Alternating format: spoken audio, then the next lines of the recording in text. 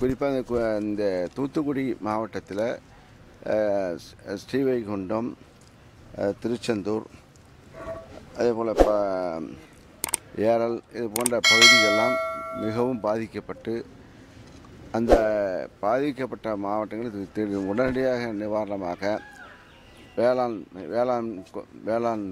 தோட்டக்கலை சார்பாக காய்கறி இங்கு மக்களுக்கு குறைந்த விலையில் காய்கறி கிடைக்க வேண்டும் ஏன்னா ஒரு டிமாண்டை ஏறிடக்கூடாது. காய்கறி கிடைக்கவில்லைங்கிற ஒரு டிமாண்டை வைத்து கொண்டு விலையேற்றத்தை தடுப்பதற்காக இந்த துறையின் சார்பாக நாள்தோறும் 50 வாகனங்களில் விவசாயிகளுடைய டிராக்டர்களில் விவசாயிகள் உற்பத்தி செய்த காய்கறிகளை கொண்டு வந்து கிட்டத்தட்ட 13 வகையான காய்கறிகள் 70 டன் அளவிற்கு இந்த 4 நாட்களில் இந்த காய்கறிகளை மக்களுக்கு கொண்டு சென்றிருக்கின்றோம். அது குறைந்த விலையில் பாதிக்கு பாதி விலையில் எல்லாம் கொடுத்துருக்கிறோம். இந்த மாவட்டத்தில் அதிகளவு மழை பெய்த காரணத்தால் யார் எதிர்பார்க்காத அளவுக்கு மழை பெய்த காரணத்தால் இந்த அரசு மாண்பு முதல்வர்கள் இந்த மக்களுக்கு காய்கறி இந்த தோட்டக்கலைத்துறை மூலமாக காய்கறிகளை கொடுக்க வேண்டும், விற்பனை செய்ய வேண்டும் என்று அறிவித்தார்கள். அந்த அடிப்படையில் நம்முடைய தோட்டக்கலைத்துறை வேளாண் துறை அதிகாரிகள் எல்லோரும் இங்கிருந்து செக்ரட்டரி முதல் டைரக்டர் முதல் கமிஷனர் முதல் எல்லோரும் இருந்து இந்த துறையை சார்ந்த அலுவலர்கள் அனைவரும் இங்கு இருந்து இந்த மாவட்டத்தில் இந்த காய்கறிகளை விற்று கொண்டிருக்கிறார் குறைந்த விலையில். ஏனென்றால் அதிகமாக தள்ளுமுள்ளு ஏற்படக்கூடாது என்பதற்காக தான் இந்த விலையை நிர்ணயம் செய்து குறைந்த விலை 10 ரூபாய் 20 ரூபாய் என்ற அடிப்படையில் காய்கறிகளை விற்று மக்கள் அதை ஆதரித்து வாங்கி கொண்டிருக்கிறார்கள். இல்லை இப்போ இந்த மாவட்டத்தை எங்கெங்கே பாதிக்கப்பட்டிருக்கிறதோ அதை முழுமையாக கணக்கெடுத்து முழுமையாக அது வழங்குவதற்கு அங்கே மாண்பு முதல்வர் உத்தரவிட்டிருக்கிறார்கள்.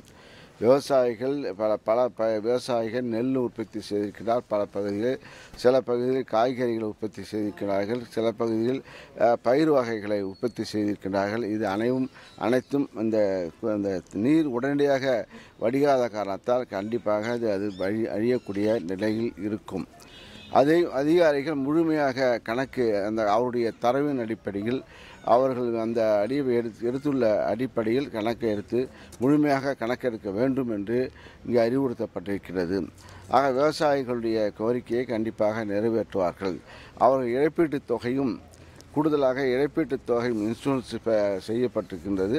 இந்த தொகையும் அதையும் அந்த அதிகாரிகள் அந்த பணியும் செய்திருக்கிறார்கள்.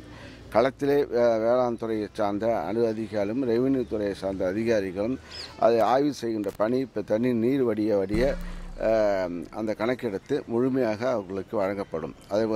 அது சம்பந்தமாக எந்தவித அச்சமும் பயப்பட வேண்டாம். என கடந்த காலங்களில் இது போன்ற உடனடியாக நடவடிக்கை எடுத்த முன்னோட்டமாக தான் உடனடியாக நடவடிக்கை எடுத்துடைய வரலாறுகள் உண்டு. கடந்த வரலாறும் உங்களுக்கு தெரியும். இந்த வரலாறு இப்போ இருக்கின்ற முதல்வர் செய்கின்ற நடவடிக்கையும் உடனடியாக அந்த நிவாரணங்கள் கிடைக்கக்கூடிய வகையில் செய்வார்கள். அதை முதல்வர்கள் இந்த கருத்துக்களை முதல்வருக்கு தெரியப்படுத்தி விவசாயிகளுக்கு என்னென்ன இது செய்ய வேண்டுமோ இதுவரையில் இந்த ஆட்சி பொறுப்பேற்றத்திலிருந்து நம்முடைய முதல்வர் பொறுப்பேற்றத்திலிருந்து விவசாயிகள் களத்தில் நின்று போராடக்கூடிய சூழ்நிலையை உருவாக்கவில்லை.